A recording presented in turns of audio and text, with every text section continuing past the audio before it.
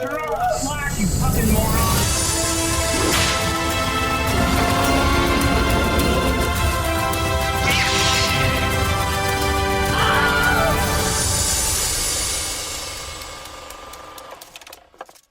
Hi everybody, welcome to Screen Share, a movie podcast about learning how to swing. My name's Calder,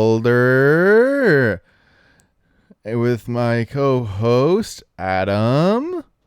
How are you doing today, brother? Not bad. Your posture right now is just presenting your nether regions. You telling me you don't like it, or what are you trying to tell me? I'm just letting you know what your pose is drawing all attention to one side. Andy, now he's outlining it with his hand. Oh, Andy just grabbed his balls through. There we go.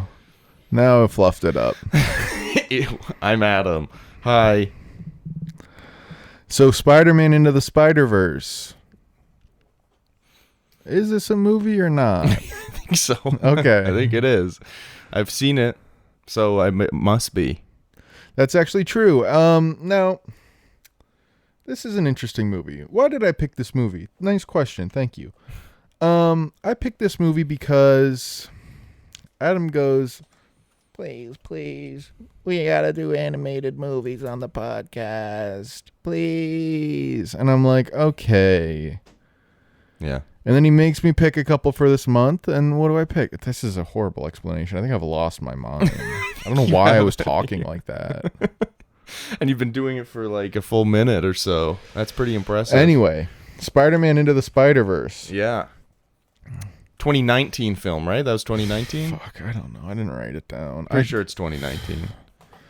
My life, man. What about it? It's crazy when you think about it like that. Like what? Like how many years there are. Oh. Fuck! Dude, you better make sure your mic's not becoming disconnected or anything. You think my mic comes disconnected? Yes, once or you twice. You think my mic comes disconnected? I do think it comes disconnected. Oh my lord! Why are you speaking like that? Why are you speaking like that? So hold on, let me Google something real quick. Dude, the beginning of this podcast. If this is someone's first episode, they have no fucking idea what's going on. Or do they? No. Spider-Man Into the Spider-Verse. Let's start there. Sure, yeah. 2018. 2018, okay. The year of Broverwatch? Was it? I think so. I think we started Broverwatch in like 2017. Yeah, but... Oh, but that was our went peak into 20. year. Yeah, that was probably the peak. That was probably our peak. We probably were peaking around then. Yeah. Kind of a movie I was kind of like, why have they done that? If you know what I mean. I didn't see it when it came out. I did. I probably watched it a year or two later. Okay. After I didn't know this. There was a while where you were kind of like, oh, it's like a good movie. Like, oh, it's good. You should watch it. And I was like, yeah, sure. Yeah, right. Like a movie like about like spiders could be good. Like they're so little creepy little crawlers. Sure, you don't even know like what they're even trying to do. So you didn't sometimes. see this movie initially because you were like, a movie about spiders, creepy little crawlers couldn't possibly be good. Well, yeah, because here's the thing. I didn't actually know about Spider-Man until about 2 years ago. I never really learned about that one because the other ones, I never learned about that one. What does that mean? I don't know. I think I'm trying to do a bit where I didn't know what Spider-Man was. I don't know why I didn't watch this when it came out. I think it was probably just because I was like, actually, when did this come out? Because if I was still at Bishop's. I'm pretty sure it was late 2018, like November. It released December 14th, 2018. Yeah. Yeah, so I just didn't go see it, I guess. Yeah. But it's good. I watched it later on. Mm-hmm.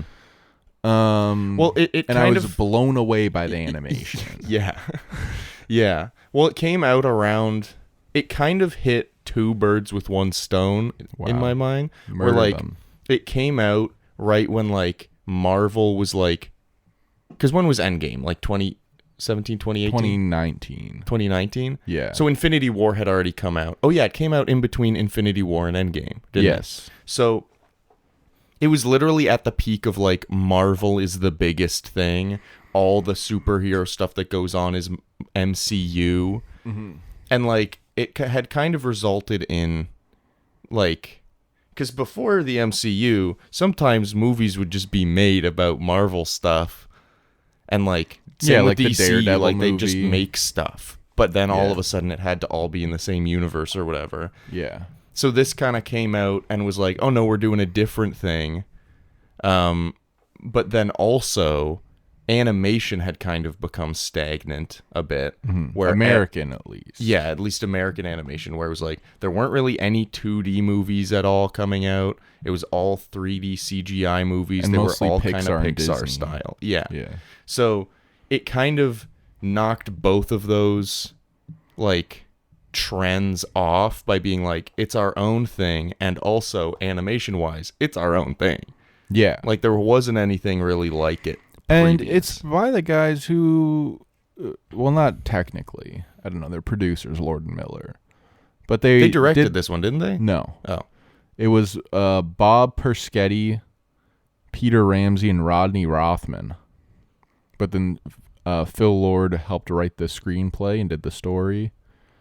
And Chris Miller's a producer. Okay. But I think they, like, direct the sequel. What? I thought it was the other way around. Well, I'm Maybe it's telling not. you what I'm What looking you're at reading? here. Okay. And what I'm looking at here is, let's click.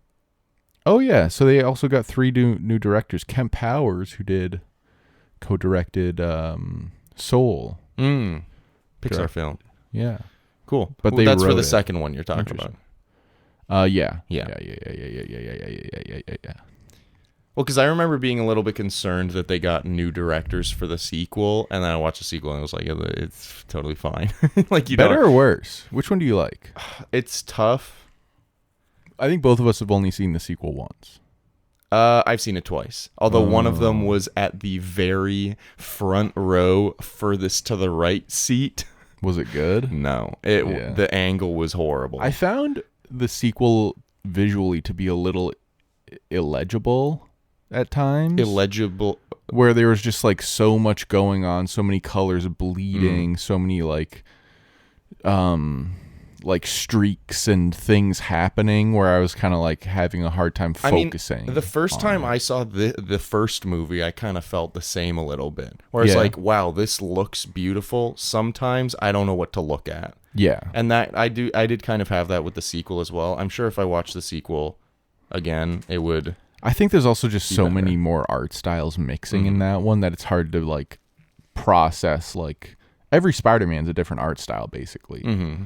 So like seeing Miguel and what's his name? Miles fight like on that train, in that train sequence where the colors are blasting by. There's a whole different New York world. It's like everything is The color theory of that movie is insane.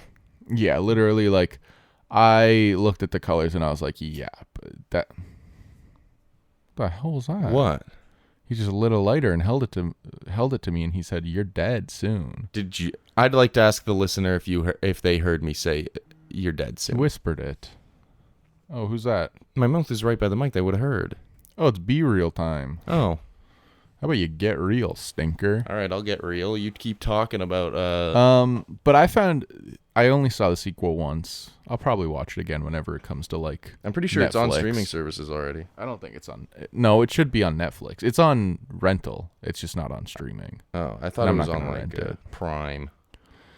No, because Sony has a like mostly exclusive deal with Netflix, so most of the Sony movies go to Netflix. Yeah. Except, I guess some of the Spider-Men, like, there's some of the Spider-Men that aren't on Netflix because they're on Disney Plus. Yeah. The Well, yeah. MCU ones? It's like almost all the Spider-Men are on Netflix, but also I'm pretty sure most of them are also on Disney Plus. The Spider-Verses are not on Disney Plus because that's not a Disney-owned property. That's actually true, yeah. But like I don't know why I said it like that. That is very true. Cockboy today. But yeah, the whole Spider-Man like IP ownership thing is kind of messy, but whatever. Yeah, they got it. Let me tell you, they got dirty when they were. Did doing you like that not stuff. fall down and knock your head when you went on a I walk? think so, man. I don't know. What happened? Something's wrong with me.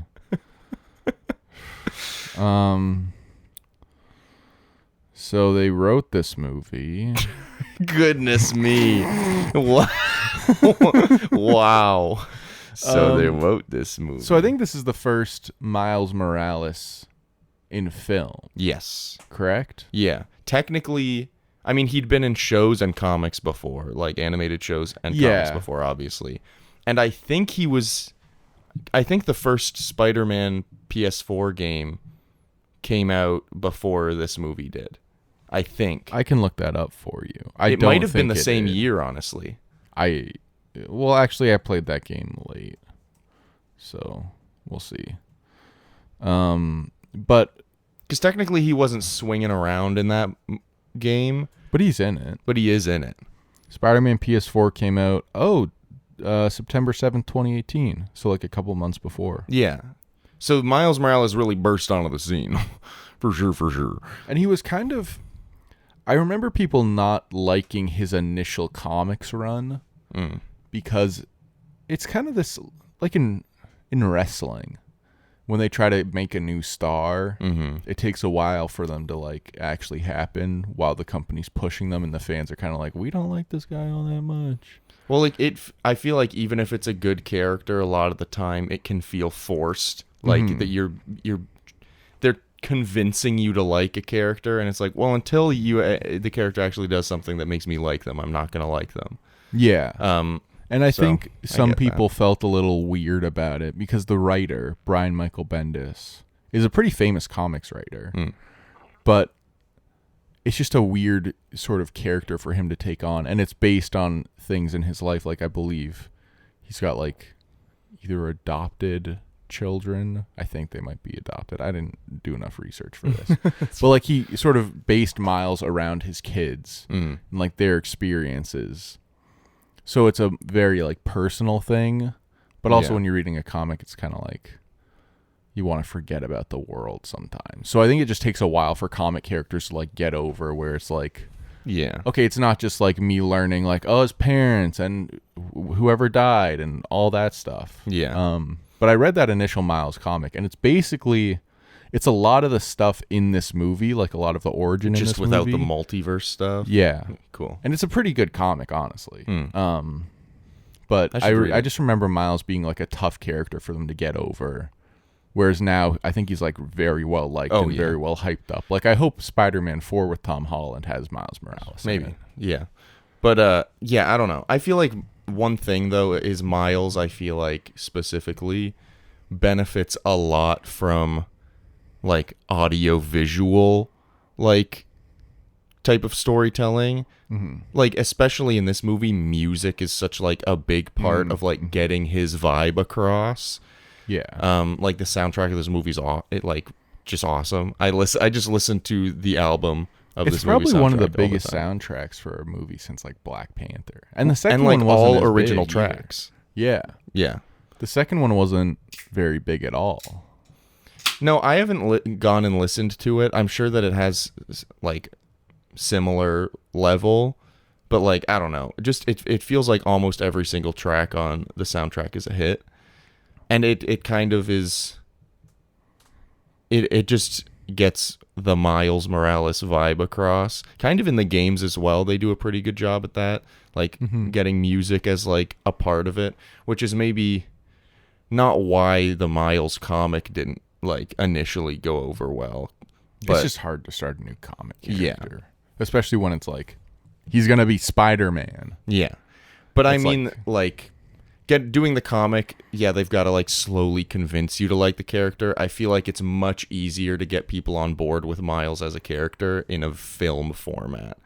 Especially animation, because you can kind of just like do whatever. Well, also, this movie's just also really well written. And, like, it does a lot to like communicate Miles. Yeah. And like how he feels and acts and like the sort of whole feeling of the world. Also, one thing on the soundtrack, I guess the second movie soundtrack was never gonna get like touch the originals. Sure. Because Sunflower is like one of the most streamed songs of all and time. so smart of them to release Sunflower, make it one of the like most streamed songs of the year, if not the most streamed song of the year, and then release the movie so that when Miles is singing it, it's like, oh, he's singing a very popular song. But then you go, oh wait, the song was made for the movie. It just kind of worked perfectly. I think it's like literally a top 10 streamed on Spotify song of all time. Well, it's just like such a chill vibe. Yeah. You know? Wow. She was a bad nevertheless. I read the script for this, and I think the line is like, Miles Morales is singing along to a pop song he doesn't really understand the lyrics of. Yeah. Well, yeah, he's like skipping every other word and kind of being like, and it's like, which, I don't know. That's just, they kind of nail like because what is he, like 16? Probably younger. I think he's like 15. Yeah. 14 or 15, yeah. They like kind of nail like teen vibe in like a lot of the delivery, a lot of the like behaviors, a lot of the lines, a lot of the humor. I don't know. Just very good. Yeah. I think he's like, and I think Shameik Moore also is a very good voice for him. He's kind of perfect for him, yeah. Miles seems like a genuinely likable character. He's very easy to like. And also, his relationship with like his parents, I love the isn't parents, overly antagonistic, which I feel like a lot of movies fall into. Yeah. Where it's just kind of like, it's just not kind of working. It's a little bit of the Incredibles thing where it's like, there's just friction because like, Miles doesn't want to go to the school or whatever. He wants to be something. His parents want him to be something else. Well, it's like his dad is hard on him, but his dad's not like an asshole. Yeah. He's just a tough love dad. Yeah. And then he kind of like the character development of his dad in this movie is almost just as good as the character development of Miles. Yeah. And like he's in probably on the screen for a total of like 5 minutes in the whole movie. Yeah, he's not in a ton. What'd you do? My shoulder hit my boom arm. Did you feel, when we were talking about The Incredibles and you were like, I kind of just wanted to roll right into the second one after watching it. Did you want to do that with this one? I wanted to watch it again. I didn't want to roll right in as much as I did with Incredibles. With the Incredibles one, it was more because I was like, I've only seen Incredibles 2 once, and I barely really remember what happened, so I want to see if it kind of holds up at all. Mindslaver. The Screen Slaver. Yes. Yeah. He can be Mind Flayer. He could be our podcast mascot. The Screen Slaver? Yeah. We could get him on. That's true. Let me see who plays Screen Slaver. I'll get him on IMDb Pro. But I don't know. With this movie, it was a little more like I've seen Across the Spider-Verse a couple times. I kind of know what happens. But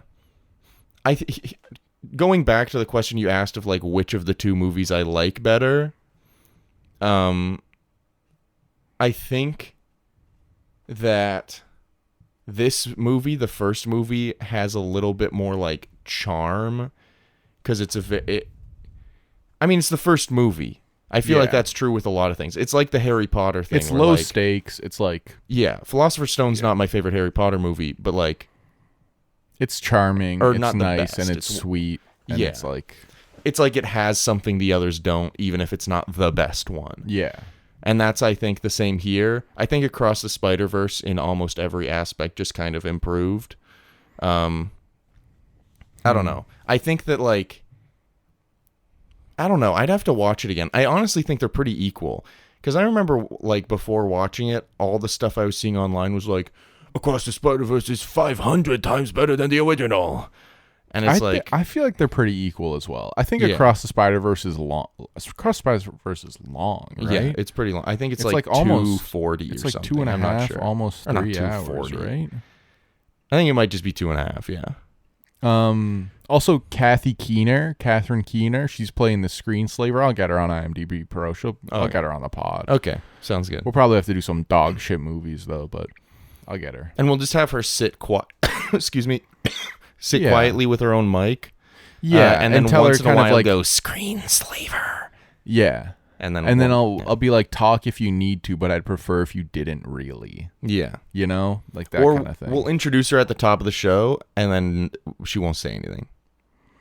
What were we talking about with Across the Spider-Verse before? Just like it being like pretty equal. Like the two movies are like pretty equal. Oh, I was looking at the runtime. It's 2 hours 20. This movie's Okay. like just under 2. Yeah. So I guess it's not that much longer, but I think it felt longer when we watched it. It felt a bit longer because it felt like...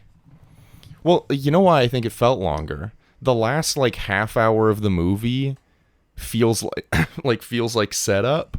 So you're like, oh, this movie's probably still got like another hour in it. Yeah. And then it kind of just ends on a massive cliffhanger, and you're like, oh, fuck. Right? It's a part 1. Yeah. So, I don't know.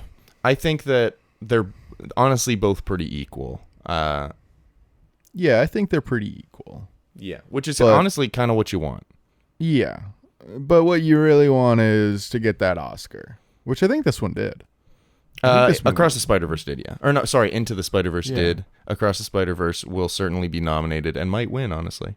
What are the other like animated movies for this year? Teenage Mutant Ninja Turtles, Mutant Mayhem. What else? What? There's some Netflix movie. Oh, Nimona. Yeah. Olivia and I watched that. Is it good? It was fine. It kind of looks like shit. It was fine. Is the animation good? The animation was interesting. It was it honestly was kind of like Into the Spider-Verse, but if it was like the budget was scaled back about 12 times. Like it didn't look bad. Some of the jokes were pretty bad. It was like way more aimed at kids than like Into the Spider-Verse or like Surf's Up or any of the movies we did this month. Yeah, Surf's Up. Surf's Up. But I don't know. I think Mutant Mayhem, if Spider-Verse, Across the Spider-Verse didn't come out for this Oscars round, I think that it probably would have been Mutant Mayhem, because apparently that movie is there a Disney great. one? Elemental, I guess. It'll probably get nominated just because, but who gives a fuck? Was there a Pixar this year? No. We just talked about Pixar movies, but I don't remember. I don't think there's been a Pixar movie. Elemental. Oh, yeah. Oh, yeah. That's how little people cared about that Disney? movie. I don't know. I don't know. Yeah, so I guess Across the Spider-Verse. I kind of hope it wins, but yeah. Well, it changed the game. That it did. Yes. So we open the movie with Chris Pine's version of Peter Parker. Yeah. Doing some little fighting and doing his little intro. They do like little intros for all the little comic book characters. intros. Where it's like, "Hi, I'm Peter Parker, and this is my story." And then he's like, "I'm gonna be my radioactive spider. My uncle died, and then I fucked around." Yeah, that's actually what most of them are. Yeah. And then he gets quickly dealt with. Yeah, he got by Kingpin. What do you think about the villain designs in this movie? I loved Kingpin's design. I think he's incredible. 99% torso. It's amazing. He looks like a square. Also, like, maybe this would be a nitpick. This would be a CinemaSins nitpick. Sure. What's going on with Green Goblin? He's 100 feet tall. Oh yeah, he's like actually a gigantic goblin. Yeah, like a gigantic flying dragon goblin. How is that working? I don't know. I kind of liked that when I saw the movie because he was like, "Oh, Norman, you gotta calm down," or whatever he says to him. Mm-hmm. And just like in that moment being like, "Oh shit, that's Green Goblin?" Yeah. Okay. I'm pretty sure there's a comic version of Green Goblin that's like that. I think so too. But it's just like, it's a weird one. Go back into being a person because he's Godzilla otherwise.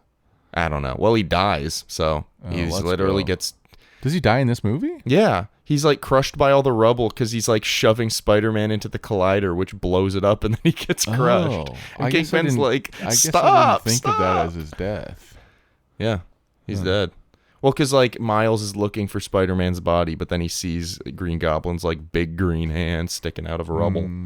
Maybe he's not dead, but I'm pretty sure he's dead. I assume he's dead. So he dies. He's got Tombstone and the Prowler with him. Yeah, Tombstone's kind of just there. I think he has one line. He's like a little henchman. Yeah, the Prowler. Prowler's awesome. Yeah. Just very, very cool. Mahershala Ali. What are you gonna do? I always forget that it's Mahershala Ali. And then his dad's Brian Tyree Henry. I knew This is that. an incredible cast. Yeah, the cast is awesome. And then there's Liv, who's Doc Ock in this one, which was a nice little twist. Did you know that Zoe Kravitz plays MJ? Oh, really? Yeah. Interesting. Dude, Sorry for she has like interrupting maybe you. 3 lines in the whole movie. Crazy. Yeah, but there's Doc Ock, Yeah. who I think is probably my favorite villain in the movie. Well, because what I like about this movie, and also what I like about not to jump between the two, but they kind of like have been coming out alongside each other. But like the Spider-Man games that have been coming out as well, Spider-Verse and the Spider-Man games have been doing this thing where they're just like, and this is our Spider-Man universe. We're just kind of doing what we're we're just kind of doing whatever within the realm of Spider-Man, but like we're not really adhering to any of the quote unquote rules of a Spider-Man story. Like, so I don't know. I just kind of love that because I feel like there was like a little bit where it was like, well, like Marvel fans would be like, well, we know that this is going to happen because this is what happened in the comics. And it's like, okay, well, maybe we don't do that. Maybe we can just do whatever the hell we want. You're crazy, man. I have another little casting secret that they've tried to hide from me, but I found it. Yorma Tacone of The Lonely Island. Wait, can I guess who he plays? Because I feel like I know this. I feel like I read about this. You got to guess. You got 3 seconds. You got 3 seconds. You got 3 seconds. Yorma 1, 2, 3. Tacone. 1, 2, 3. 3 seconds. I 1, 2, think 3. that 1, 2, 3. 1, 2, 3. plays 3 seconds. He plays the guy who gets hit by the bagel. No, he plays Norman Osborn. Oh, Norman Osborn. Yeah. Oh, weird.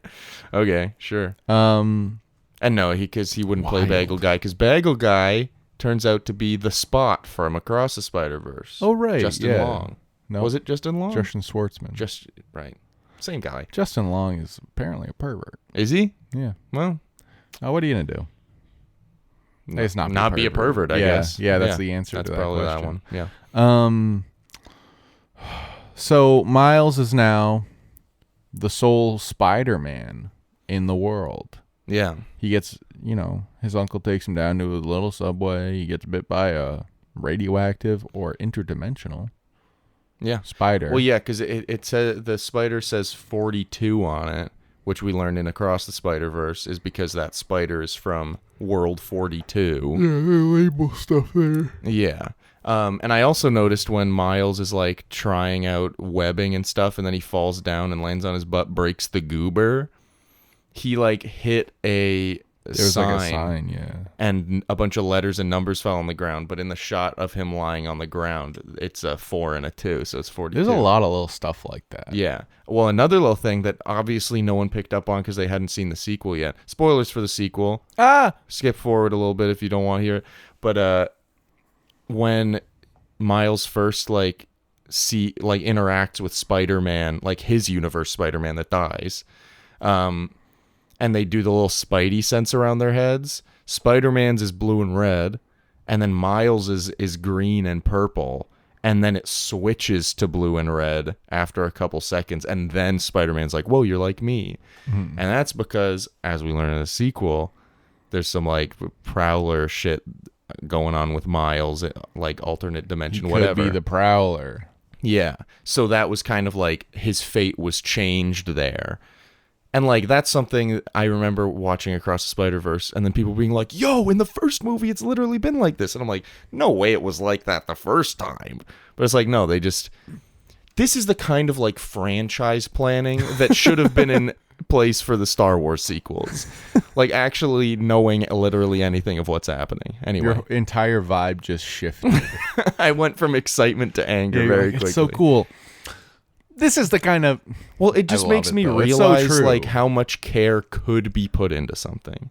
Yeah, but the people have to care about what they're doing. That's the kicker. And remember when Lord and Miller were gonna make a Star Wars movie? Well, they basically made the entirety of Solo, and then Lucasfilm was like, it's too funny. Yeah. And then fired them and basically reshot the entire thing. And made it just serviceable, fine. fine thing by Ron Howard. Yeah. Ron Howard, man. What We've a guy. covered him before. Yeah. Apollo 13. Apollo 13. More like Apollo Poopy. It wasn't Apollo Poopy. I don't know. A Poopy 13. It's not very high on the list. No, it's like in the middle. But like the middle of our list is still good movies. Is the thing. All right. This movie made $384 million worldwide on a $90 million budget, which Pretty wacky.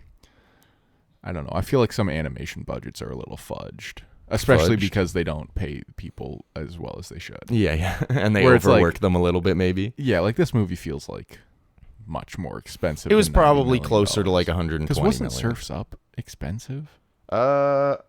I think I deleted all my Surf's Up I research. think but let me Surf's Up check. was it was 100 million for Surf's Yeah. Up. Yeah. where it's like that movie, different times obviously, but these movies Yeah. cost the same, but this one feels like it's worth cost a lot more. Yeah. And it's probably just because they absolutely ruin the lives of everyone animated. Well, that was a thing for the sequel where it was like they were planning on, I think, on releasing it a year sooner or bunch of months sooner, but they were like, a bunch of reports came out being like they're like big crunch time hours kind of in these animation studios for this movie to push it out. So then they delayed it a bit to not have it as much. It's probably still pretty bad. But I think for this next one, because the next Spider-Verse has been delayed a bit, I think it's not coming out till like late 2025. The movie was originally set to be released in March of 24. I don't know if they've changed that.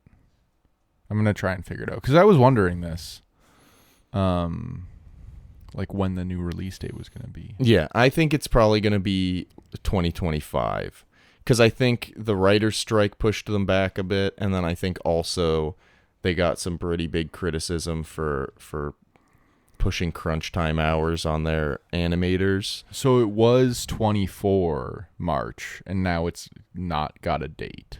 So that could be later 24. I guess it could be, I think. But- Or, whatever. But, like, this movie has so much care put into everything about it.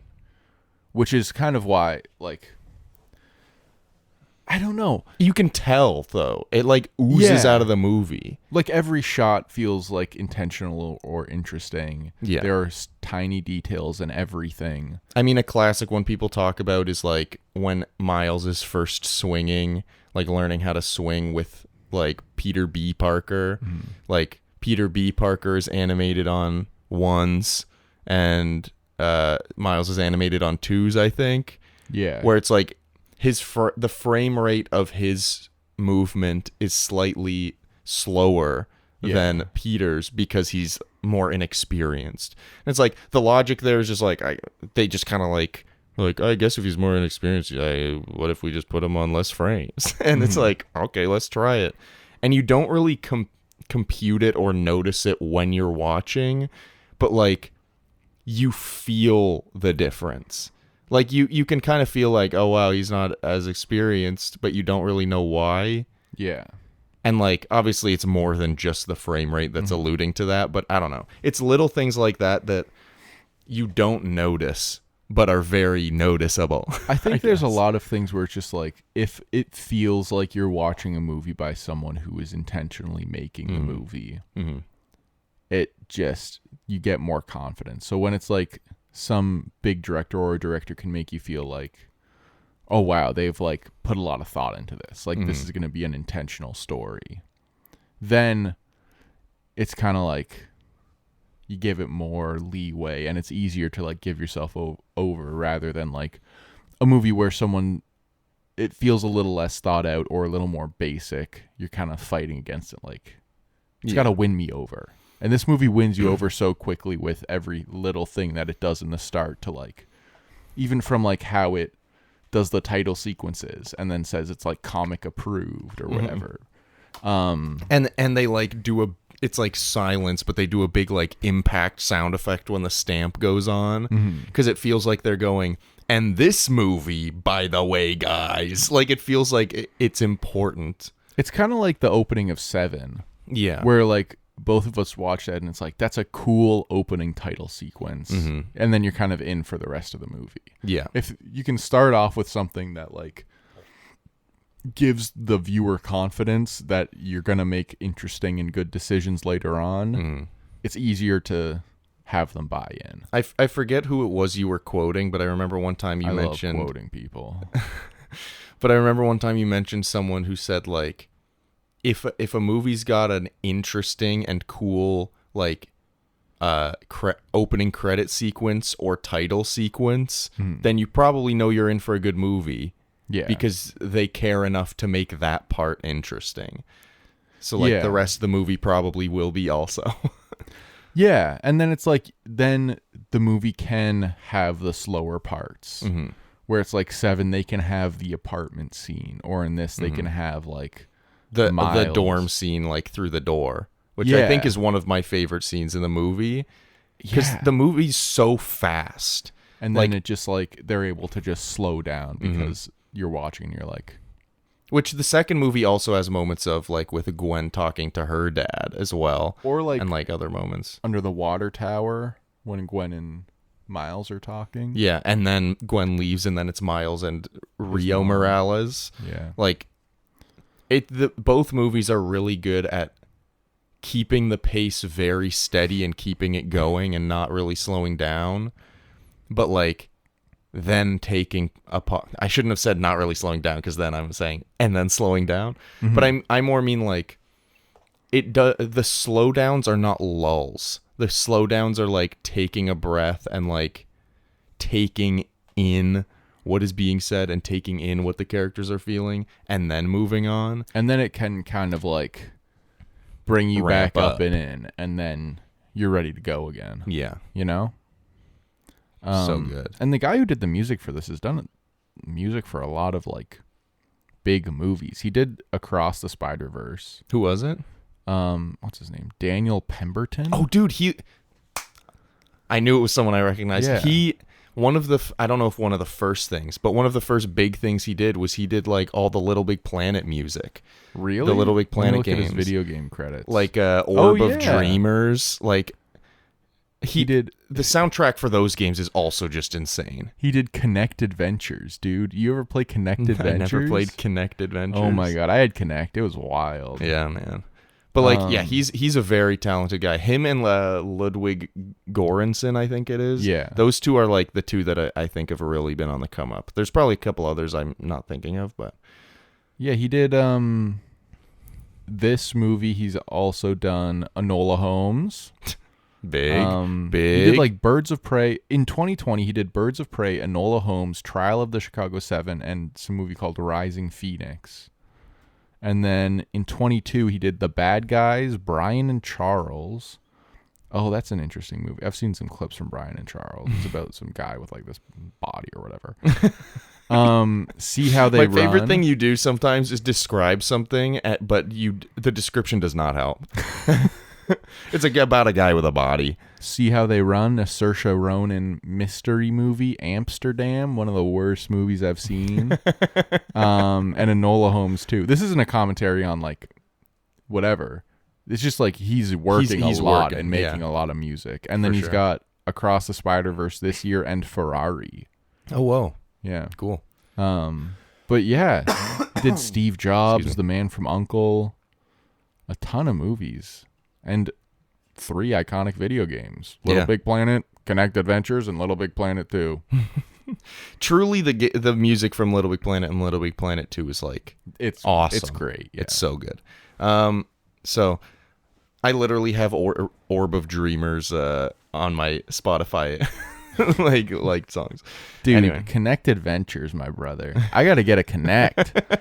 How do I get a Connect again? Dude, here's the thing. Exactly what you're feeling right now, I've had a million times where I'm like, I gotta play my Nintendo DS again or something. And then I bust it out and I'm like, dude, just imagine all right. you and I were standing in front of your TV and our bodies are the controllers. I feel like Kinect had a lot of potential and it was just not really reached, you know? It was bad. It didn't really work very well. It's wild. I'm pretty though. sure the only game that Kinect was best for was Just Dance. Yeah. I think it also... Wasn't there a thing where like it only worked on white people too?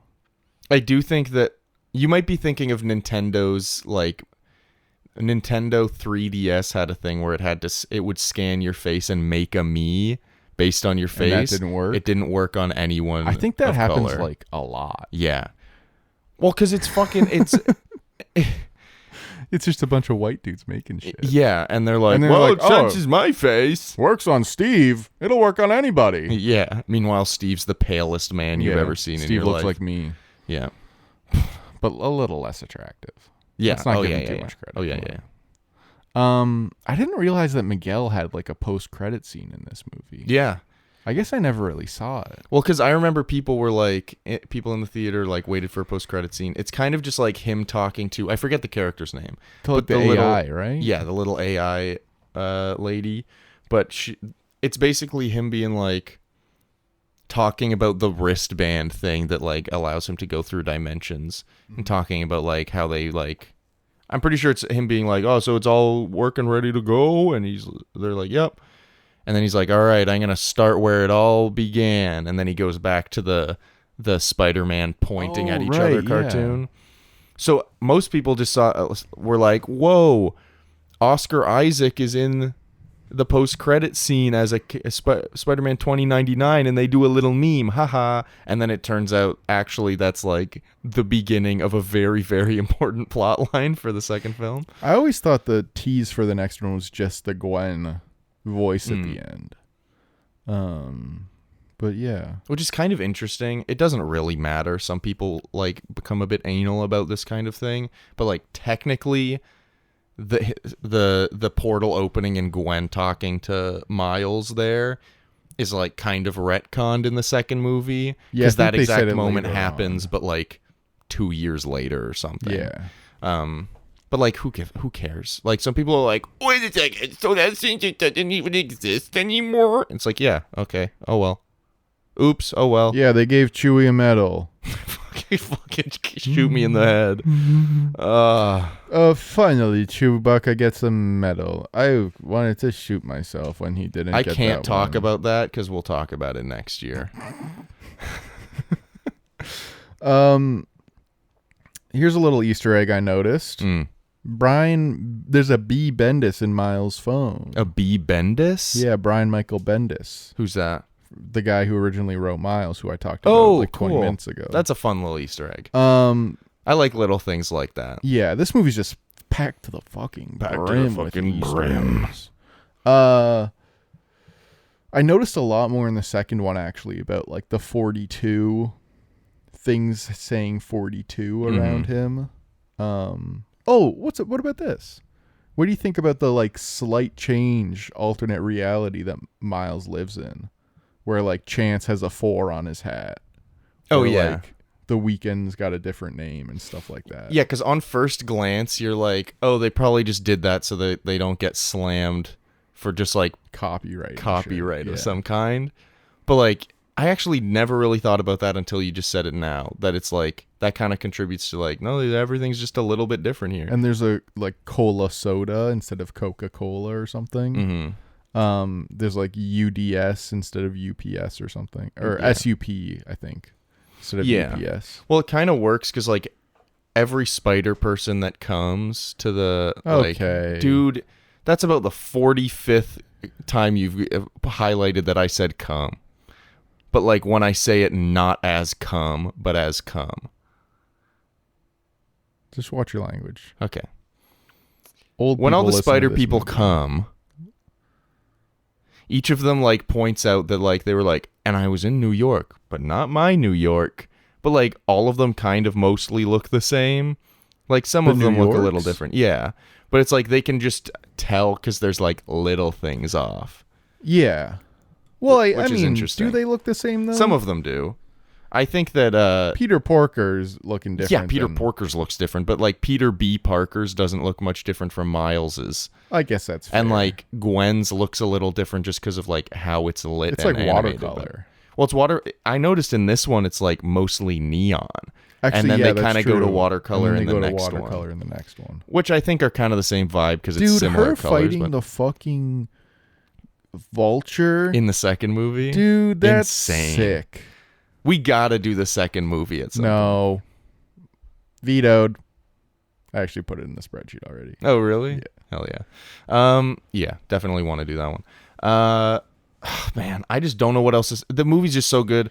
So Should we just start saying things we like about the movie? Just we'll like trade parts? sequences back and Sure. forth. I like that. You want to go first? Or you want me to go first? And let's not give a fuck about order, like chronological Yeah, order. it's okay. Like, I just want to talk a bit about the dorm talking through the door sequence. Okay. Because I've seen this movie about 5, 6, maybe 7 times. That's all he does. Just watched it earlier today Quit to his job rewatch to for watch this movie. movie. I almost cried during that scene, and I don't think I've done that previous watches, but it got me this time for some reason. Just because there's something about like, because Jeff just like found his brother dead, and like is processing that, and goes to Miles and like he's basically being like he's reckoning with the fact that he and his brother were on bad terms and that was never resolved and never will be resolved now. because he's dead. Yeah.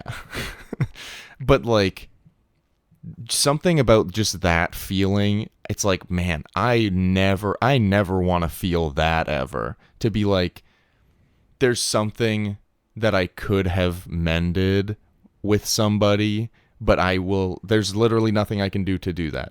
There's nothing, it's over. So like there's nothing so like that feeling, but then also going to his son and being like, and I can't change that, but what I can make sure to do is like not let that happen with my son, who I've been kind of pushing away. And I don't know. There's something about like a big, strong, like firm, like kind of like strict man, like kind of just breaking down and being like, Learning emotion. yeah, being like, I'm sorry I'm hard on you. I just really love you and you have so much potential. I just don't know how to communicate that. And Miles also not being able to respond or say or do anything, I think is probably good. Mm-hmm. Because it kind of forces Jeff to kind of like just talk. Mm-hmm. And I think that if Miles could talk, he probably would have been like, I'm fine, Dad. And he would have been like, okay, bye. And it would have just, it kind of just like, I don't know. I think that everything about that scene's so good. The music kicks in. I don't know. All the music cues in this movie are fucking great. But I don't know. I just really like that, the side by side of that scene as well.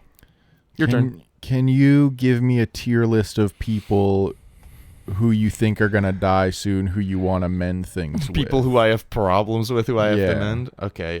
Before they, mysteriously pass away. And People I with think are gonna gunfire. die soon, who I need to like build. who's gonna die soon, and I need to you mend got bridges problems with. I can only really think of one. Who is it? You. How do I die? Well, we'll find that out soon. All I know is that ever since that Incredibles episode, things have been different. Yeah. I think the way I see the world has shifted because I no longer live by your rules. I was like, I don't know where he's going. And now that you've gone there, I know And even now less. I can do what I'd like and talk about the scene where they go to steal the goober from Alchemax. Oh, that is also good. I think that's probably my favorite scene in the movie. is like the whole Alchemex bit Yeah, where they because like it's Miles having to learn how to be Spider-Man on the fly, which is good. Peter B being a little overconfident, but also kind of relearning how to be Spider-Man Because he's just been showering in his suit and eating pizza for. Yeah, but he still looks good. He still looks alright. And Jake Johnson, really good. very underrated actor. Yeah, I think. and he's Great in New really, Girl. really. He's the perfect for this because he's like charismatic, but he also something about like the gravel in his voice There's like a makes it like schlubbiness to him. yeah. There's a bit of a Yeah. schlubbiness to the voice. Great in New Girl. Yeah. Incredible. But then in Across the Spider-Verse, he's back and he's like in better shape because he's a dad and he's happy, so he's not Yeah. like killing Banging himself. out kids basically. with Zoe Kravitz. But and in that, Jake Johnson's voice still works because he's just like he's the same guy and he's like a bit more confident in his delivery and it Yeah. kind of works anyway. I don't know. Very good casting in this movie. New Girl. New Girl. The show New Girl. Yeah. He's in it. Yep. So here's the other thing I like about this scene. The Olivia Octavius. Mm-hmm. That's good.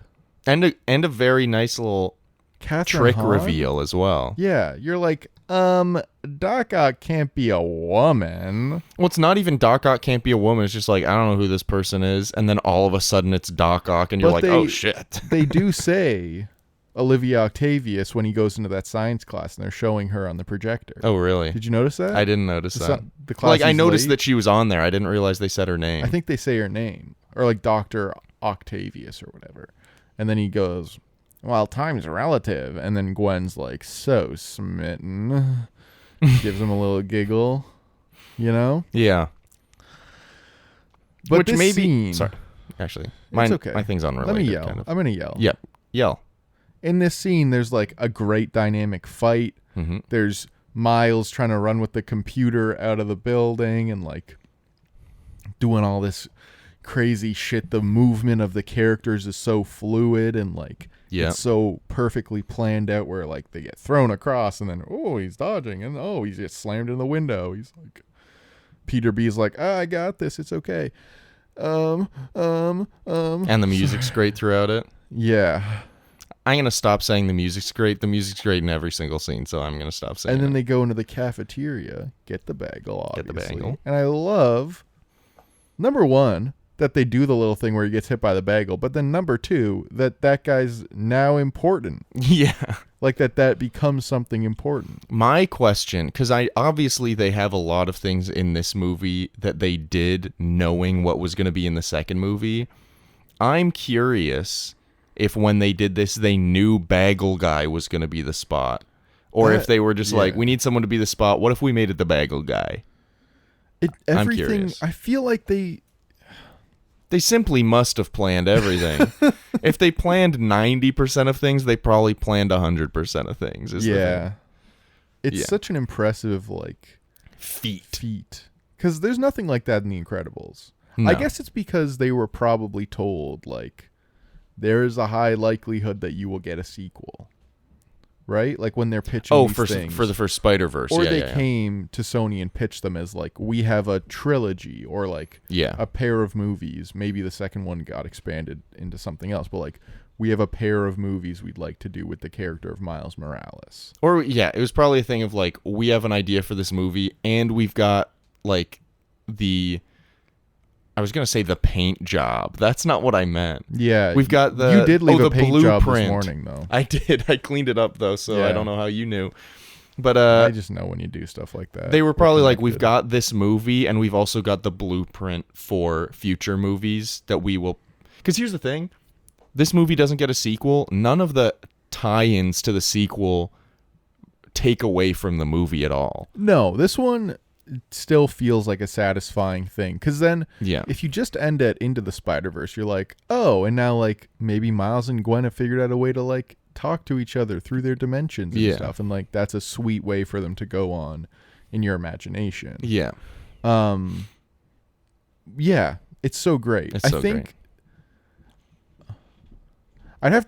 I'll have a better opinion when we watch it again. Sure. But there was a part of me that was kind of like, with the ending of Across the Spider-Verse, and I felt it a little with Dune as well, which is a part 1 of 2. Yeah. Where I was just kind of like, I don't love that you've done this. And it was Yeah. the worst one was Fast X. Oh no. But yeah, I don't love cliffhangers in movies because it makes it feel very much like TV. Yeah, I get that. Here's the thing though. I feel like true cliffhangers are, because like some people might argue that Marvel has cliffhangers by like having these post-credit sequences that tease something. That's not a cliffhanger. Yeah. That's like putting a commercial at the end of your movie. Yeah, and then they started just putting commercials at the end of their movie. Yeah. But I think that because there's so few actual cliffhangers in movies these days, one, it makes the cliffhangers hit harder because you're like, what the fuck? They can't do that. But also, I think, I don't know, for me, it builds the excitement. Now, I'm doing everything in my power to not even think about these movies until the next one comes out because I don't want to, like, be excited and hyped for, like, 2.5 years because that sucks.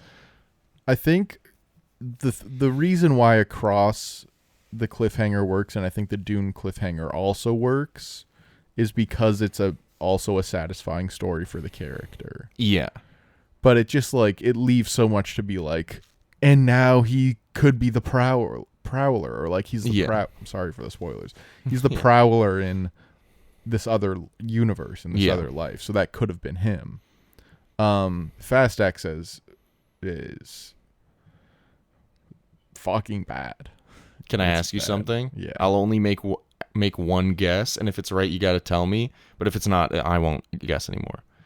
There's 2 Vin Diesels. Okay. No. I'd love that. That would be fucking sick, though. No, it's like literally horrible. I'm excited for you to watch it. All right. I mean, I won't see it probably until like this time next year. Yeah, it's a long schedule. A long schedule there, which we'll talk about. I guess we in haven't really a said bunch of weeks what we're doing, but in January we'll give a bit of a rundown on it's gonna what's be going fucking sick to my fucking core. That's how sick it's gonna be. Oh yeah. I'm gonna throw out another sequence if that's all right. Yeah. The entire final collider sequence. I'd say. I mean, the whole thing is good, but I'd say mostly from Miles showing up to all the rest of the spider people like going into the warp thing, because then it's just like Miles versus Kingpin, which is also great. But I think the sequence beforehand where it's all the spider people like jumping around doing all sorts of things, Miles just being like very badass and cool, I don't know, it's just very good. It's just a very good action sequence. It's just very good. Yeah, that kid's crazy. Crazy guy. Going.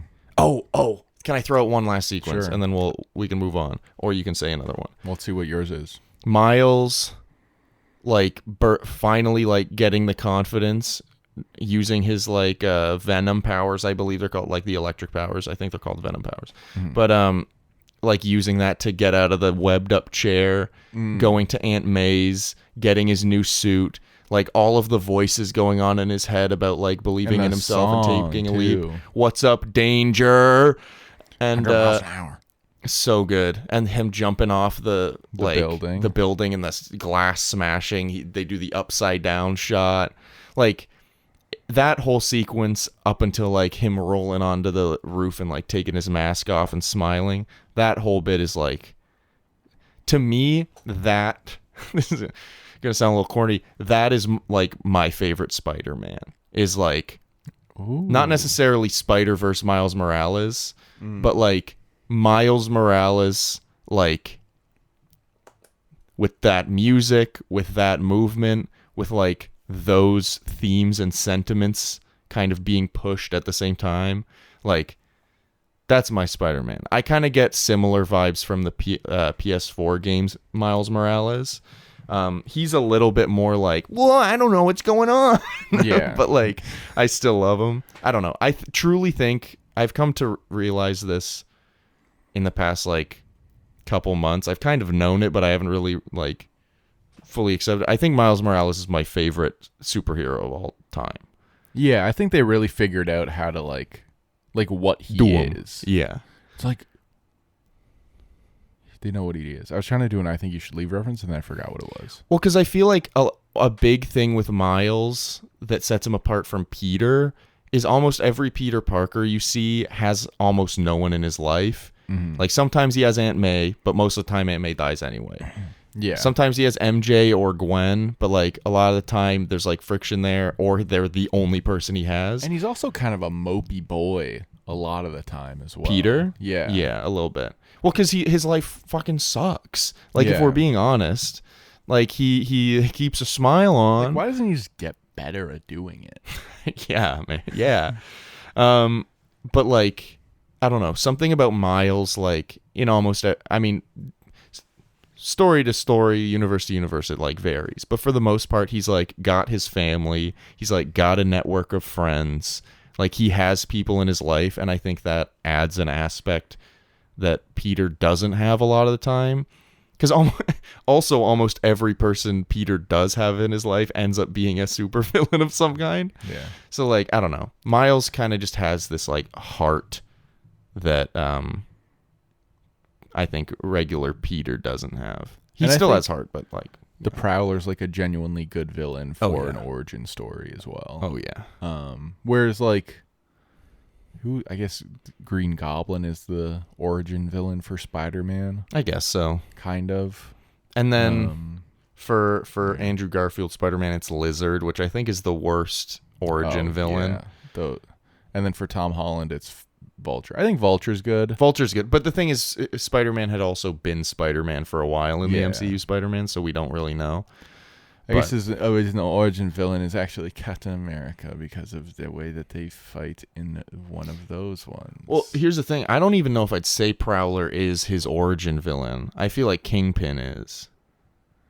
Yeah, but I think it's more of like Prowler has the more of an emotional effect on him in like how he's gonna relate to being this hero. Well, Prowler's like his Uncle Ben. Yeah, where it's His like, Uncle Aaron. I think Lizard is Supposed trying to be like that. He's supposed to be like that, but it doesn't work. He doesn't the thing with that one is like Captain Stacy doesn't like Peter Parker until like 2 minutes before he dies in that movie. Pretty sick. So it's like you don't really feel it as much. And I guess Gwen is that for him, really. Like that's what they that's say in the second one. I know, but like when because in what's it freaking called? Across? No Way Home. Oh yeah. When Tobey Maguire and Andrew Garfield are in there with Tom Holland, and they're like Tobey says, yeah. "I lost my Uncle Ben," and then Andrew Garfield says, "I lost Gwen."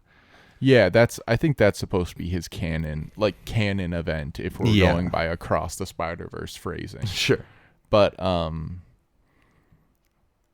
I think Amazing Spider-Man 1 is just a bad movie. There's parts of it I love. Like, I love the crane sequence where he's swinging across the cranes, but that's really about it. Yeah, there's like a handful of cool things. Andrew Garfield's great. Yeah, but the movie is just kind of bad. Yeah. I think Miles Morales is has become an incredible character, though. You scared? Is there a burglar coming in? I just keep looking outside. I think that my neighbor's getting the leaves off of our lawn for my upstairs neighbors. And I feel bad because I feel like I should have done it, but I don't know how to do that.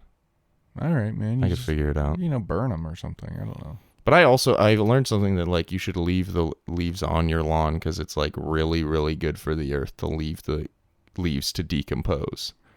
Yeah, I think generally when the earth does something, it's usually got a purpose. Yeah. And then when people are kind of like, I want to see my grass. I got to cut my grass and I want to see it. Grass is so boring. There's also a lot of people have been having like these like wildflower lawns as well, where they just like let various plants that are native to the area just grow on their lawns. Yeah. It's like, I like that way. That's way more interesting to me than just like a piece of flat grass. Yeah, but you get called on by the neighborhood association if you don't cut your fucking lawn.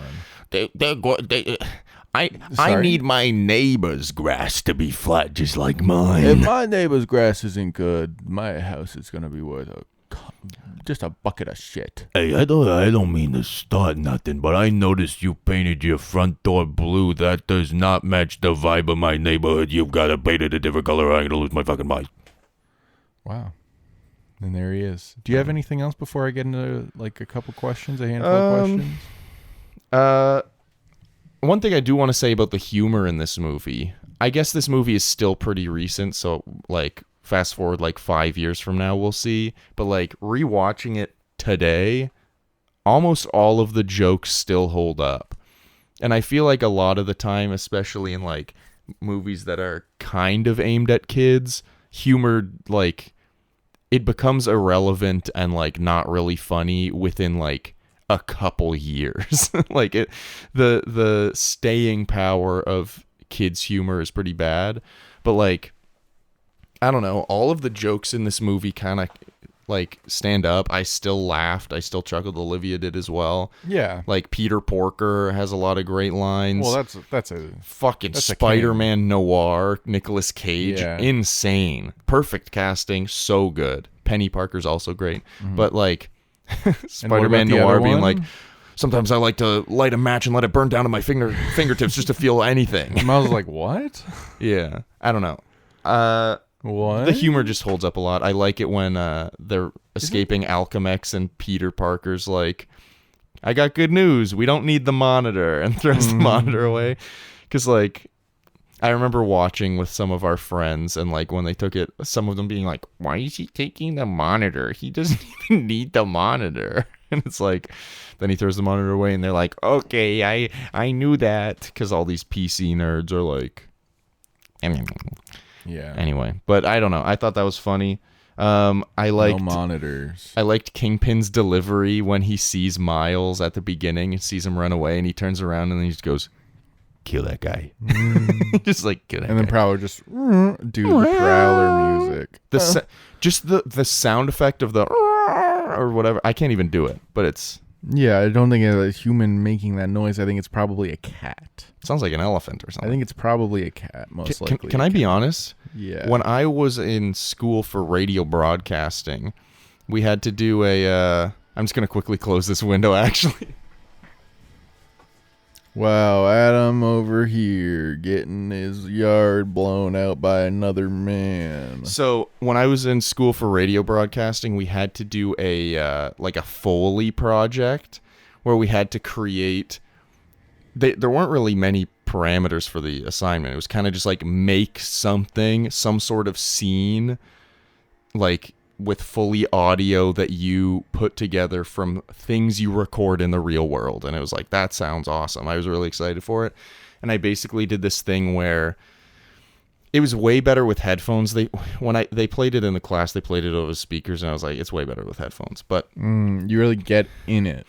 well, because I did this thing where the listener is a person who is in a sewer and is being chased by some sort of monster. And basically I played with like only playing in the left or the right side or making it like circle around. Like I worked with directional audio.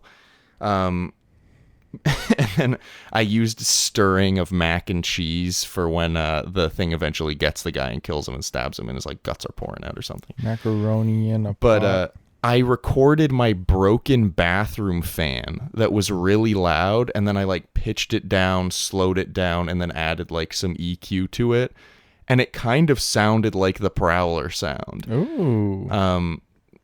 I don't know. I just felt like that was worth mentioning because who knows what that sound is even from? I'm pretty sure it's a cat. Is this like actually? I have no clue. Okay. Then they should call it the Prowler instead of the Prowler. Okay, any more things before I can get into the questions and we can let these lovely people go on with their day? Last thing. This is kind of like a character thing. Oh, two things. I like how the His name's Spidey Miles sense a lot of the Morales. time when Miles has his first Spidey sense, which is him realizing that Spider-Man and Green Goblin are fighting.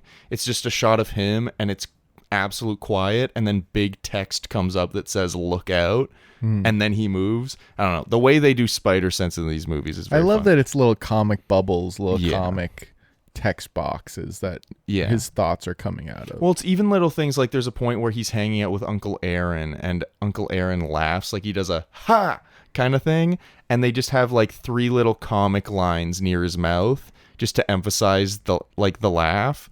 It's just little. I don't know. There's so many things like that. It's so good. Little touches, he drew that on there. Little touches. The lighting in the movies sets it apart a lot. Oh, I was going to talk about the texture Oh yeah, go for it. of the movie and how I love that the lighting has like the comic dot texture to it. Yeah.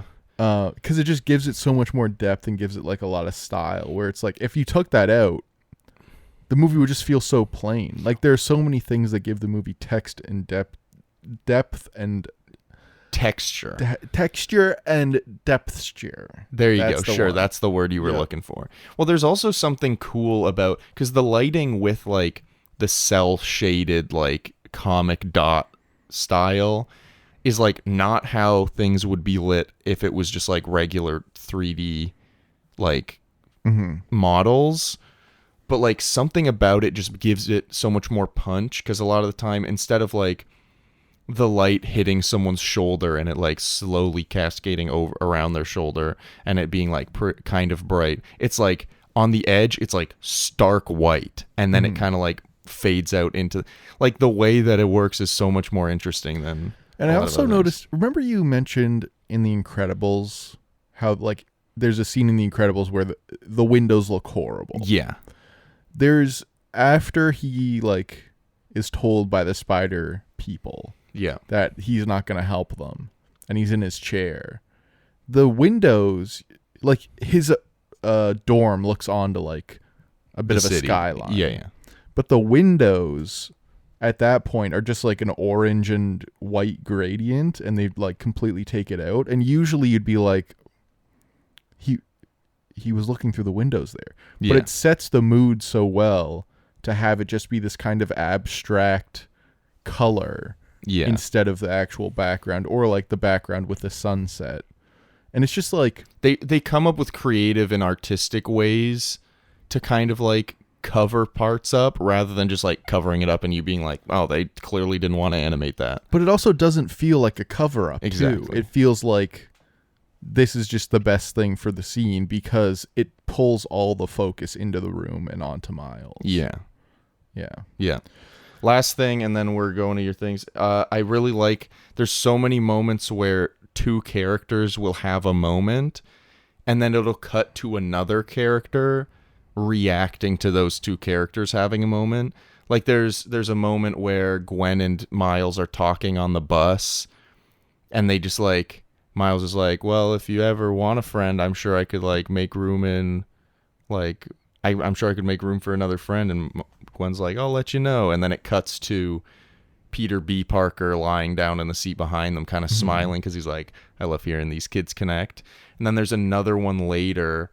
I forget exactly what it is, but basically where Miles and Peter B. Parker have a moment of like, or no, Peter B. Parker basically just says something about like believing in Miles. And then it cuts to Gwen, and she like reacts to them having a moment. There's just a lot of things like that, and it really makes it feel like I feel like not a lot of movies will do that, where it's like, because in real life you can see 2 people interact and you have feelings and reactions about it, but like I feel like movies don't really show that because they focus so much on the moment between the 2 characters. I don't think animated movies do that a lot. Yeah. But I think good dramas can do that. But like animated movies stay very focused on Yeah. things because it's like, They try to be pretty linear yeah. so that kids can keep up. Yeah, also kids are stupid little fucks. Yeah. So like, Well, they that's I kinda think need you a to big hold thing their about this hand. movie is it doesn't treat their audience like they're little babies, you know, which is kind of nice.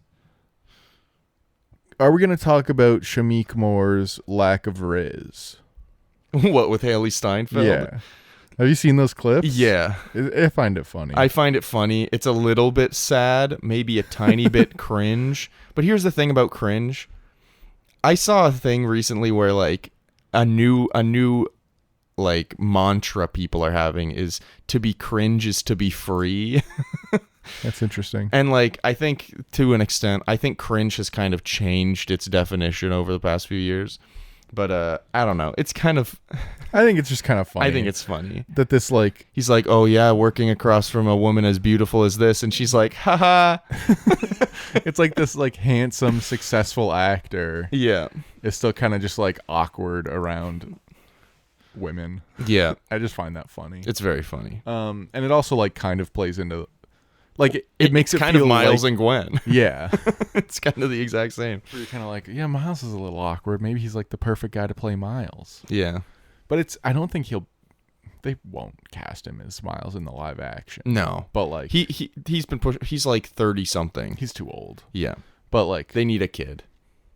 I feel like he should be in more stuff. Yeah. He's kind of only been in Spider-Verse as far as I know. Oh, actually he was in a couple movies. Well, because isn't he primarily like a musical artist?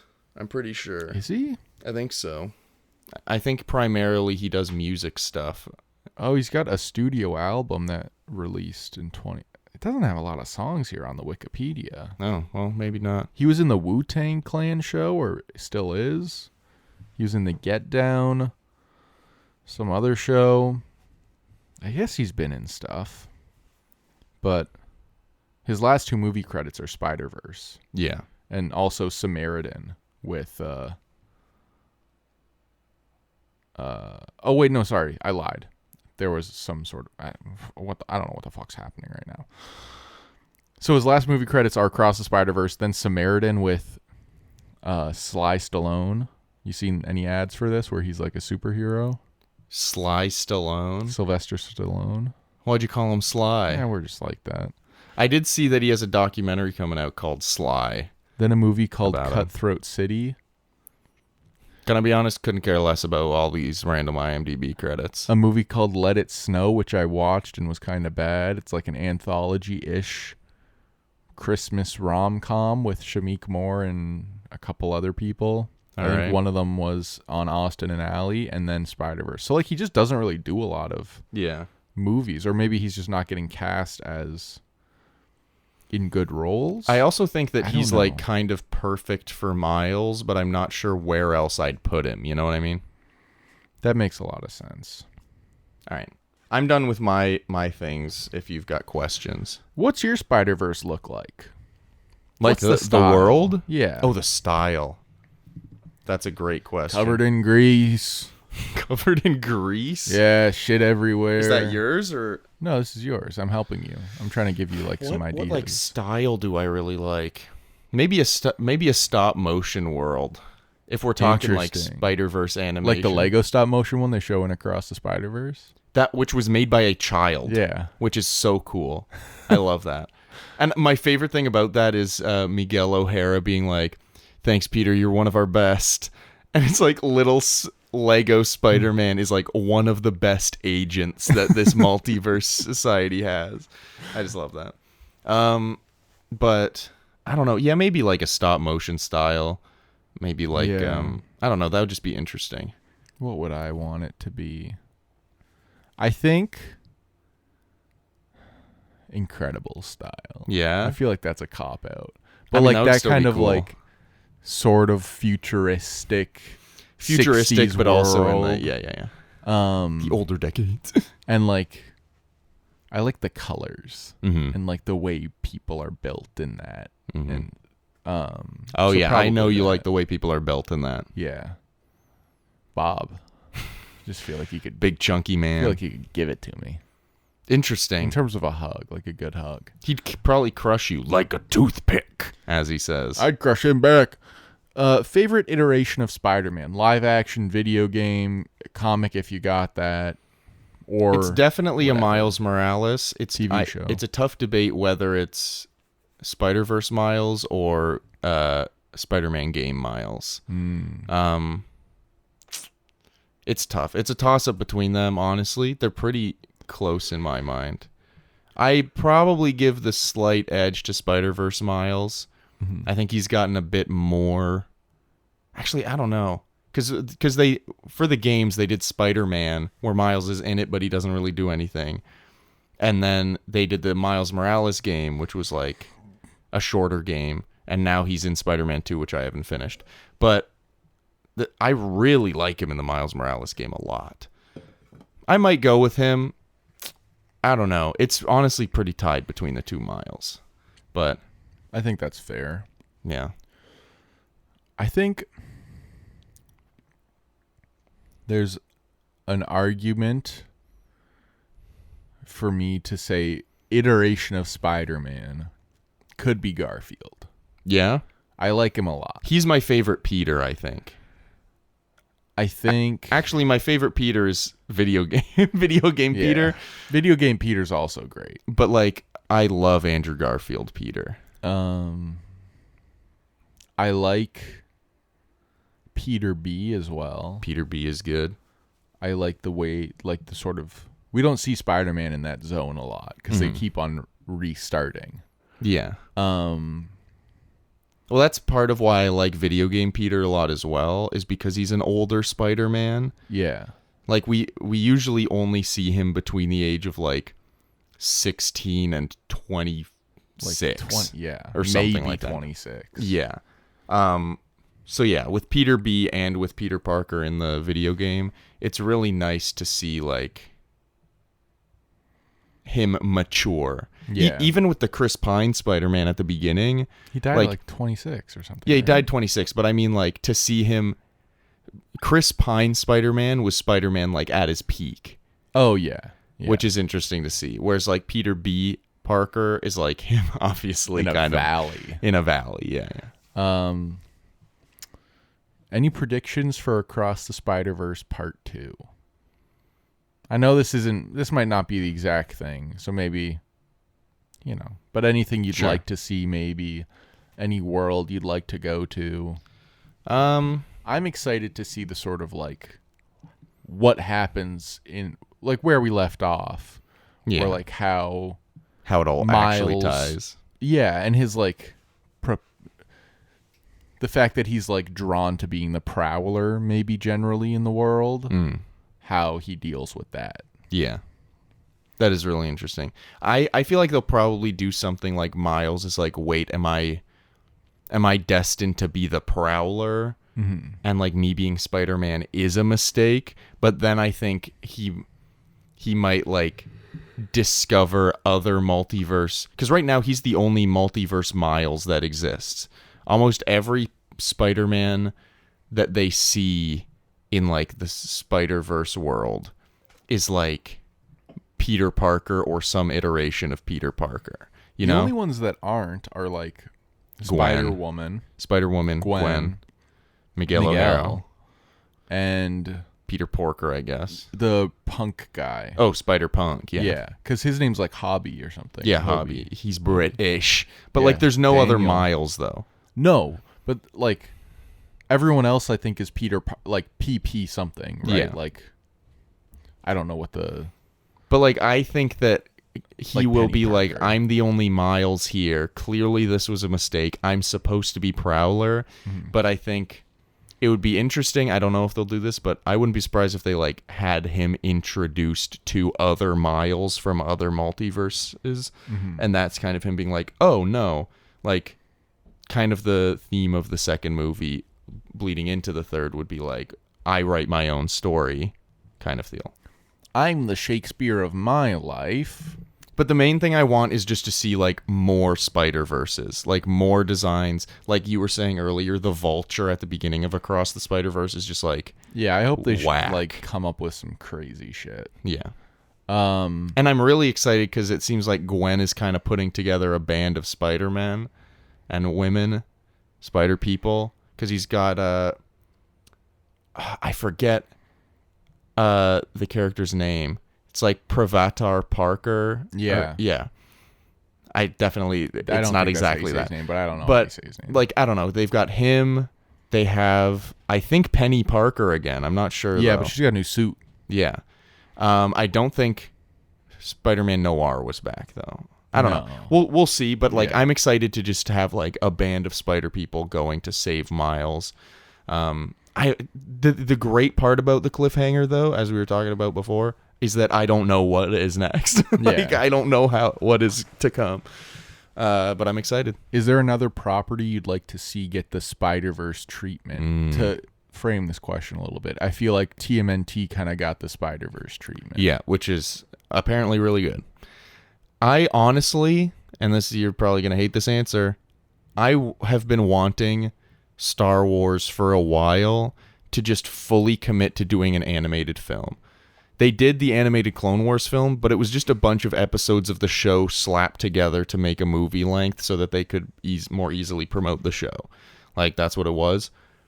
And they've done the Star Wars Visions show. They've done like a bunch of different Adam doesn't shows. like to see though. I love Star Wars Visions. It's very good. You don't like watching things. But I think that Star Wars should just like fully commit to, let's just make a really good, because dude, it's Star Wars. You could do so much more with an animated property or an animated thing than you could with a live action. Why don't they make a show where it's about how Han Solo became Han Solo? But not after the movie. It's between the movie and A New Hope, and we kind of fill in that gap. How about we get a 8-episode live-action show where Han Solo, between Solo and A New Hope, we see what he was doing and what he was up to. I mean, we might be getting a Lando show. So I That's wouldn't horrendous. be surprised if Han Are they? was Is in that it. actually real? Yeah. They're gonna put a Lando show out on the internet. Yeah. Obi-Wan was pretty bad. Obi-Wan was pretty bad. It ended all right, but the rest of it was pretty bad. Same. How about? I don't know how to get there, but I need to be put in charge of some of these things. They need to give me some power. Over Can I be these honest? things. You don't know jack shit about Star Wars, and you'd probably ruin it. I would trust would you not more. I would not ruin Star Wars. Number one thing I'm doing: Dave Filoni is doing a good job. but bring in that's whoever about it. made the burlesque show on Broadway. They're making the next movie, Star Wars burlesque movie. I kind of just want new Star Wars stuff. That's the problem with Star Wars, is that it's all the same old shit. I'm excited about the movies they announced recently, and we'll talk more. Like Star the Wars Rey later movie. on. Yeah, where it's like she's building a Jedi Council. Like that seems what was the movie where it felt like they were gonna hop between a bunch of different worlds? Oh, The World Between Worlds? What? No, I was the Multiverse of Madness. Oh. You know how like the setup for that movie feels like every 10 minutes they're going into a new world, gonna do something crazy in there. I hope that the Rey Star Wars is like every 15 minutes she's on a mission to find another Jedi. kind That of would be thing. cool. That would be cool. And it's just like her traveling around trying to like overcome whatever grief she has from what happened I want and them... like moving on. Spoilers for the Ahsoka show. Dude, cut that out. I gotta pitch that. Spoilers for the Ahsoka show. Very light spoilers. Basically, in it, some of the characters find a way to go to a different galaxy. Not a different planet, but to a different galaxy. Everything in Star Wars that has ever happened in one galaxy. Mm-hmm. These characters go to a different one. I mean, they still could. It seems like this is not the direction they're heading, but maybe they still Is could. that show still going? Like, No, it's over. releasing? It's over. Okay. But when I heard that and then they did it, I was like, this is such a perfect opportunity for Star Wars to basically be like, there are hundreds, thousands even of galaxies in this universe.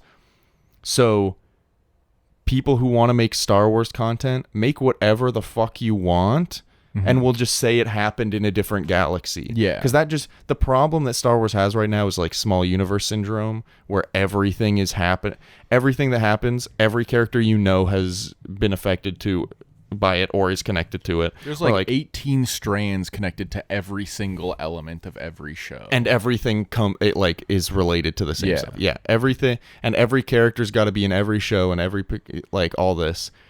If they were just like, okay, there's hundreds of galaxies. You can just make whatever you want, and we'll just say it happens somewhere else. If it's something you want to make in this galaxy, there's some parameters you've got to hit because it's got to work with everything. But like, and I also feel like don't the know. tone that they've settled Star Wars on, we shouldn't be talking about this, no. is like kind of boring. Where it's just like kind of a little bland at this point. Whereas before it was like new and fantastical. Now it's just kind of like, this is the same shit you've been giving me for like 20 years. Well, it's also, I think people are, I mean, I'm a massive Star Wars fan, and I'm saying this. People are just like, people don't have much faith in it. Yeah. So like when I watch something, even if I think it's cool, I'm like, but it's probably not going anywhere. So, recap. Your answer for what thing should get the Spider-Verse treatment is Star Wars. Yeah, I Is there a think- specific character? Like Watto. Do you want a Watto? I don't know, man. I mean, I don't know. I feel like, because What if it was like... well, here's the thing. I want new stuff. I don't want it to be like an okay, old so character. You want like... This is a Star Wars animated movie about a character you've never heard of. Yes. If I It's did do basically something like connected, a Jedi kind of I thing. would either do like Han, Luke, and Leia post Return of the Jedi, because Just a three-way. because you can't really do that in live action anymore because Carrie Fisher's dead, Harrison Ford's never coming back, and Mark Hamill is also old. Like you can't really do that. Harrison Ford's gonna crash a plane again. Doing soon. that in like animated form, you could cast the original actors if you wanted to, but I would just say recast them as people that sound like original trilogy them. But you could just like do something fun there, I guess. What Also, if they did it for Broom Boy? Broom Boy. Well, that's apparently what Ryan Johnson trilogy is going to probably be about. I thought that I was don't know. canceled. It was shelved, but I think it's back on the menu. But They're looking for anything at this point. another one, I'd love like a young Count Dooku and Qui-Gon story because they That'd were be Master cool, Apprentice. yeah. They did a little bit of that in the Tales of the Jedi show, which is like Mm-hmm. short, like 10, 12-minute episodes. They did a bit of that, and it was pretty great, but it was very limited. Anyway, so I guess those. Who would I want to get the Spider-Verse treatment? I kind of feel the same way about Fast and Furious that you feel about Star Wars. Where it's like they've just got to do something else. Yeah. Yeah.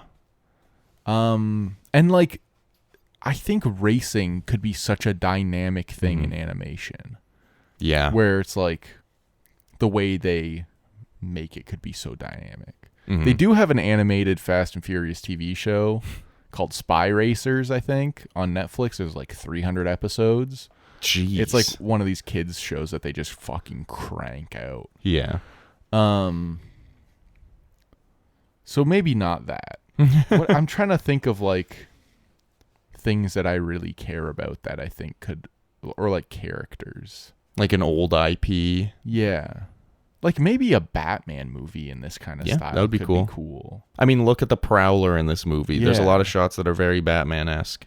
Or like maybe, honestly, maybe Superman. If you made like a deep Superman story and were able to do like, I don't know why they keep making Superman live action, but like do some sort of fantastical Superman story. I think that could be good. That'd be good. Or maybe Black Adam.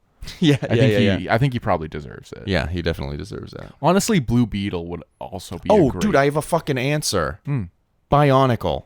Oh, that's psychotic. Lego That's Bionicle. actually insane. Dude, genuinely a Bionicle movie with the budget of a fucking... Cole, you had, you could have been Kokatana. No, you fucked it up. It's Coley Head, you could have been Lava Bones, and then he says, could have been, but I'm not. And then later, when they do a callback when he says... Coley Bones, you Head- could have been Coley Bones. Coley Head, you could have been Makuta Bones. Could have been, but I'm not. That was Jala talking to. You could have been Kua.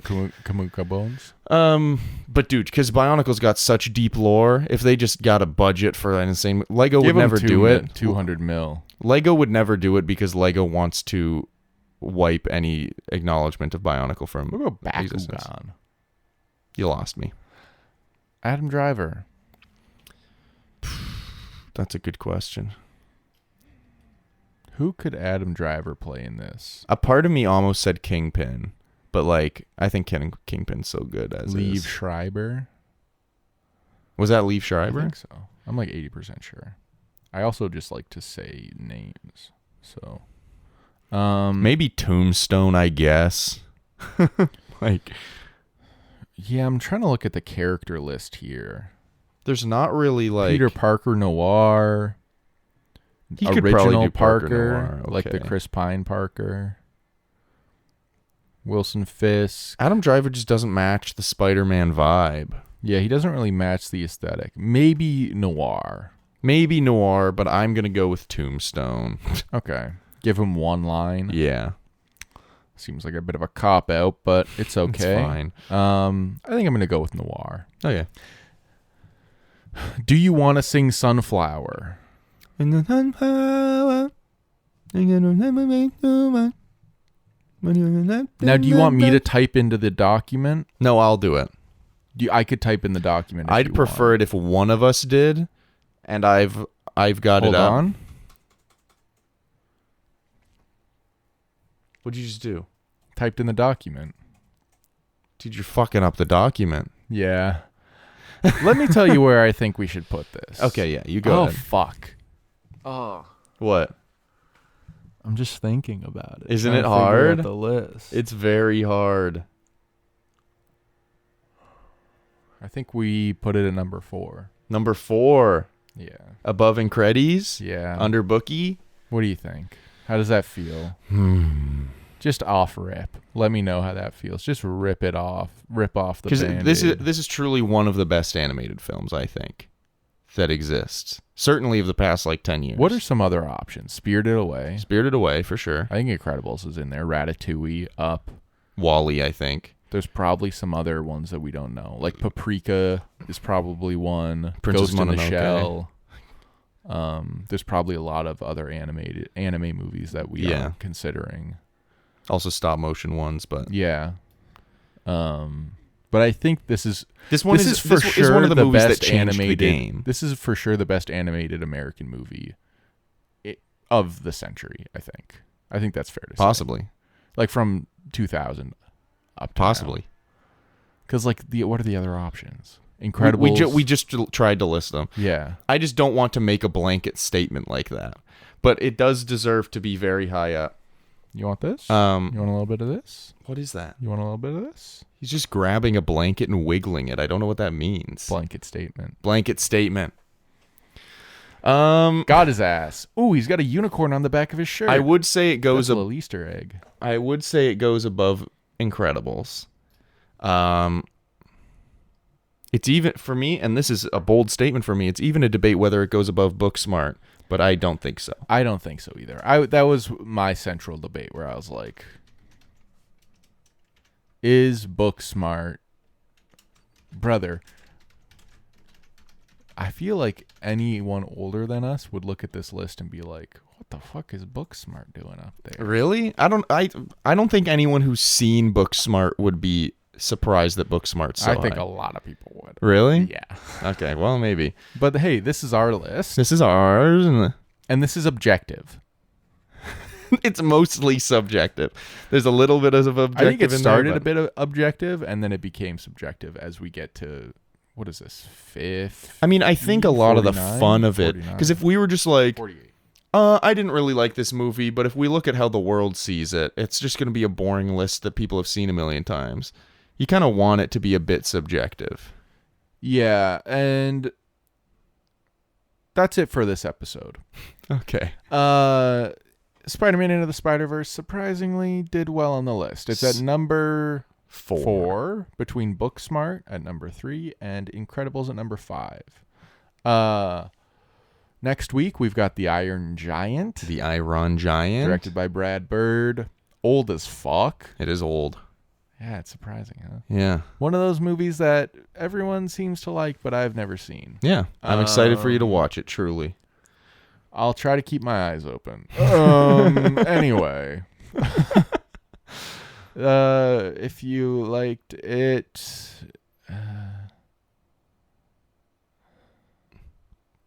follow the podcast and give us a 5-star rating.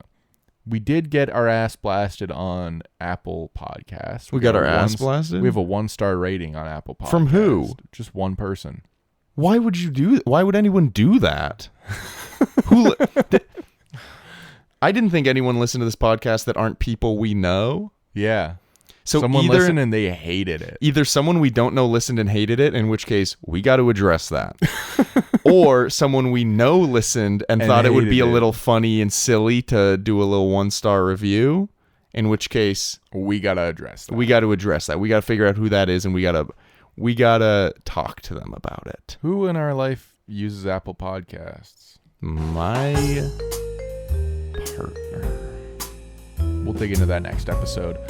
I'm Calder. I'm Adam. And that was Screen Share. A movie podcast about slinging away.